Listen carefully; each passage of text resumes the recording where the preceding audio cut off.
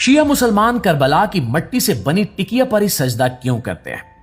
کیا ایسا کرنے سے ہی سجدہ ہوتا ہے یا پھر ان کی نمازیں قبول نہیں ہوتی؟ دوستو، یہ اصل معاملہ کیا ہے، یہ جاننے سے پہلے آپ سے اتنی گزارش ہے کہ کمنٹ سیکشن میں اپنے شہر کا نام ضرور لکھیے گا۔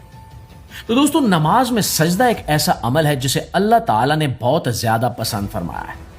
سجدے کے وقت بندہ اپنے رب کے سامنے اپنی عاجزی اور بندگی کا اظہار کرتا ہے۔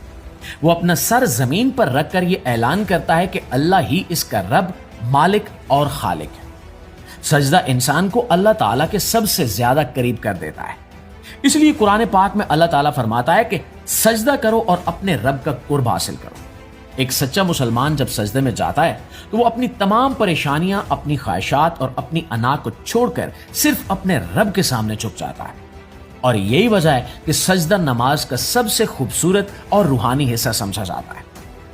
دوستو، آج بہت سے لوگوں کے ذہن میں ایک سوال پیدا ہوتا ہے کہ شیعہ مسلمان نماز میں سجدہ مٹی کے ایک چھوٹے سے ٹکڑے پر ہی کیوں کرتے ہیں؟ کیا وہ اس مٹی کی عبادت کرتے ہیں یا اس کے پیچھے کوئی اور وجہ کار فرما ہے؟ تو دوستو، اس سوال کا جواب جاننے کے لیے ہمیں شیعہ فقہ کے اس اصول کو سمجھنا ہوگا، جس کے مطابق سجدہ ایسی چیز پر ہونا چاہیے جو زمین ہو یا زمین سے اگنے والی ہو، لیکن وہ کھانے یا ہضم کرنے کے کام نہ آتی ہو۔ اسی وجہ سے شیعہ مسلمان نماز میں سجدے کے لیے ایک چھوٹا سا مٹی کا ٹکڑا استعمال کرتے ہیں، جسے تربت یا سجدہ گاہ کہا جاتا ہے۔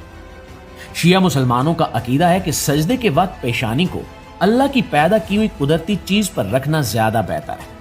وہ چاہتے ہیں کہ ان کی پیشانی براہ راست زمین یا مٹی پر لگے، کیونکہ زمین عاجزی اور سادگی کی علامت ہے۔ اس لیے وہ قالین، پلاسٹک یا دوسری مصنوعی چیزوں کی بجائے مٹی کے ایک چھوٹے سے ٹکڑے کو ترجیح دیتے ہیں۔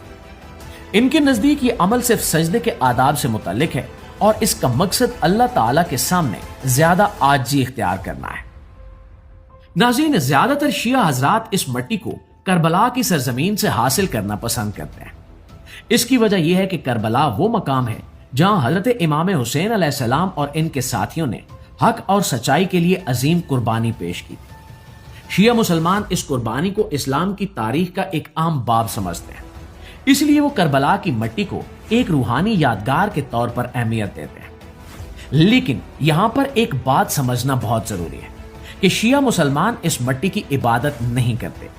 ان کا سجدہ صرف اللہ کے لیے ہوتا ہے، اور مٹی کا یہ ٹکڑا صرف ایک ذریعہ ہے جس پر وہ اپنی پیشانی رکھتے ہیں۔